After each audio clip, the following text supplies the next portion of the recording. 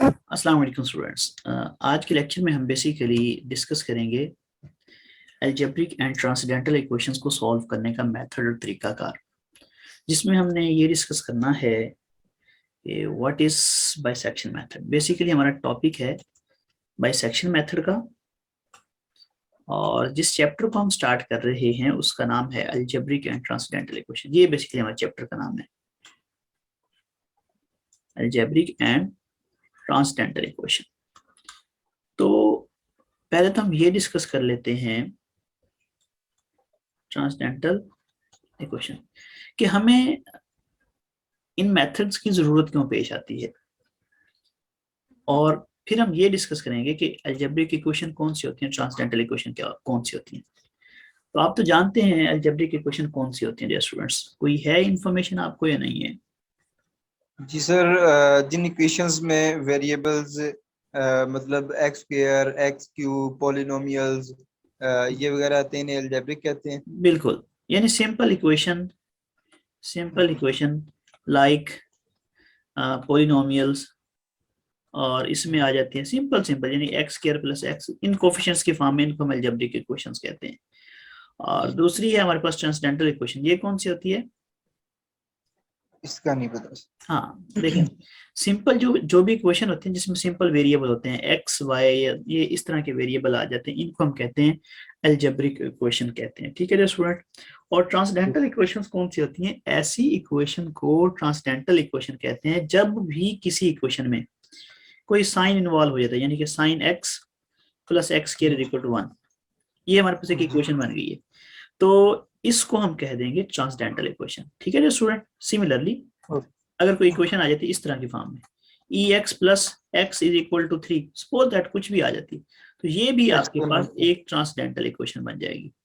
Similarly अगर कोई equation इस फॉर्म में आ जाती है, log of x plus e x plus 3 is equal to something 0, तो ये भी आपके पास ट्रांसेंडेंटल इक्वेशन आ जाएगी।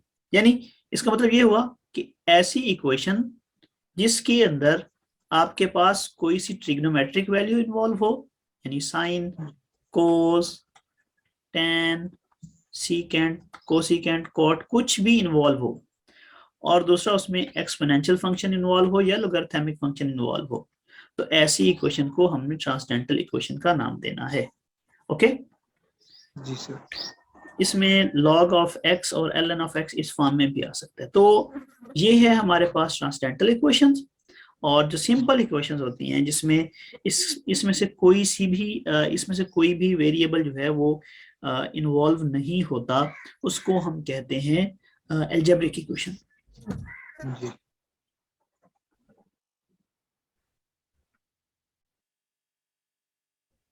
Okay students. जी सर। अच्छा, लीनियर इक्वेशंस का हमें पता है, लीनियर इक्वेशन जिसमें वेरिएबल की मैक्सिमम पावर 1 होती है हम उसको लीनियर इक्वेशन कहते हैं, और जिसमें वेरिएबल की पावर 1 नहीं होती यानी कि 1 के अलावा कुछ भी आ जाती है उसको हम नॉन लीनियर इक्वेशन कहते हैं। यानी मिसाल के तौर पर ये आ जाता है ना x प्लस 1, ये हमारे पास एक लीनियर इक्वेशन है। अगर ये आ जाती है एक्स स्क्वायर प्लस 1, यानी कि जैसे वेरिएबल की पावर 1 से बढ़ेगी वो हमारे पास नॉन लीनियर इक्वेशन बन जाएगी। अब नॉन लीनियर इक्वेशन की फॉर्म में ये बेसिकली हम नॉन लीनियर इक्वेशन को भी डिस्कस कर लेते हैं, और इसके अलावा मैं थोड़ा इसके साइज को इंक्रीज कर देता हूँ ताकि नजर भी आए। अब आई थिंक सो इसका साइज बढ़ गया। तो ये नॉन लीनियर इक्वेशन हमारे पास बेसिकली आ जाएंगे। अब हम ये जो इक्वेशंस है ना इनको सॉल्व करते हैं दो तरीकों से। एक होता है हमारे पास एनालिटिकल मेथड, जी जी एनालिटिकल मेथड। दूसरा कौन सा होता है? Numerical method. जी सर। Numerical method. अच्छा, एनालिटिकल मेथड में हम पहले भी डिस्कस करते आते हैं, वो जिस तरह हम इक्वेशन की रूट्स निकालते हैं, x प्लस 1 इज इक्वल 0, इसका रूट क्या हो जाएगा? आप कहेंगे x is equal to minus 1 is the root of given equation. ठीक है। जी सर। जी सर। सिमिलरली अगर हमारे पास ये एनालिटिकल मेथड कहलाता है। ठीक है। इसी तरह x square plus 2x plus 3 is equal to 0, ये भी हमारे पास अगर हम इसको सॉल्व करते हैं, वो ये क्वाड्रेटिक इक्वेशन है, और जी आप इसको 3 तरीकों से सॉल्व करते हैं, बाय क्वाड्रेटिक फार्मूला, जी। बाय क्वाड्रेटिक फार्मूला के अलावा फैक्टराइजेशन। बाय फैक्टराइजेशन और बाय कंप्लीटिंग स्क्वायर। जी सर। इस तरीके से आप इसके रूट्स निकालते हैं। तो ये जो तरीका का आप कहलाता है ना, ये कहलाता है एनालिटिकल तरीका। जी इसके अलावा एक और तरीका कार होता है जो कि अल्टरेशंस ली जाती हैं, यानी कि किसी भी प्रोसेस को बार बार रिपीट करके और उसकी एग्जैक्ट वैल्यू निकाली जाती है जिसपे कि उसका रूट लाई कर रहा होता है। इससे भी आप रूट्स निकालते हैं, ठीक है। रूट से मुराद क्या है बेसिकली, ये देखें ना, जी x प्लस 1 = 0। मैं कहता हूँ इसका रूट जी क्या है।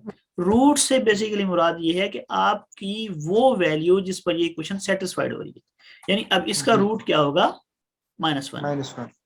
ये जो रूट निकाला जाता है ना, रूट को आप यूं समझ लें कि सोल्यूशन जो निकाला जाता है, हम पहले पढ़ते रहे हैं इससे पहले एनालिटिकल तरीका का, क्वाड्रेटिक फार्मूला आ जी जाता है, समटाइम क्यूबिक फार्मूला भी हम यूज करते हैं। जी लेकिन अब हम जिस तरह के पहले हम छोटे मोबाइल यूज करते थे नोकिया वगैरह वाले, अब हम एक एडवांस टेक्निक्स की जाने बढ़ते जा रहे हैं और दिन ब दिन हम जो है वो लेटेस्ट टेक्नोलॉजीज को यूज करते हुए अपने काम को कर रहे हैं। जी सिमिलरली आप मैथमेटिक्स में भी दिन ब दिन एक टेक्निक्स बढ़ती जा रही हैं कि अगर फॉर एग्जांपल कोई इक्वेशन आ जाती है x⁵ + 6x³ + 10 = 0, अब आप इसको सॉल्व करने बैठ जाए ना एनालिटिकल तरीके से, तो आप बेशक सॉल्व तो हो सकता है, मैं ये नहीं कह रहा कि सॉल्व नहीं होगा, लेकिन एक बड़ा लेंथी जी प्रोसेस हो सकता है। तो इस तरह की चीजों को हल करने के लिए हम यूज करते हैं न्यूमेरिकल एनालिसिस या न्यूमेरिकल मेथड, जिसको हम कहते होते हैं आइटरेशन मेथड। जी ओके। और रूट क्या होता है, रूट मैं पहले बता चुका हूँ, वो वैल्यू जिस पर आपकी इक्वेशन सेटिस्फाई होती है। लाइक इस इक्वेशन का हमने रूट निकाला है, वो है -1। -1 का मतलब ये है कि जब हम -1 पुट करेंगे तो ये आपके पास इक्वेशन सेटिस्फाइड हो जाएगी, यानी कि 0 = 0 आ जी जाएगी।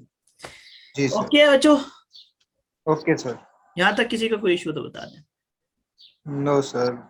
आप बताएं आसिफ अनवर साहब के न्यूमेरिकल एनालिसिस में अलजेब्रिक और ट्रांसेंडेंटल इक्वेशन में क्या फर्क होता है।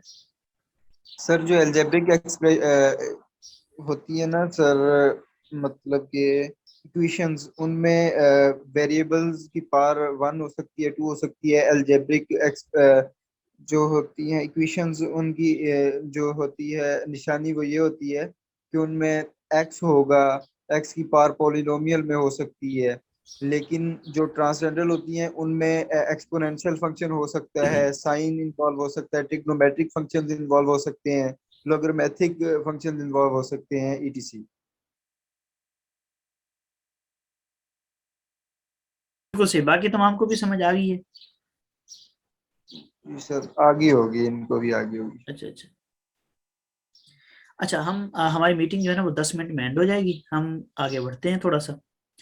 जी जी। ओके। आज हम ये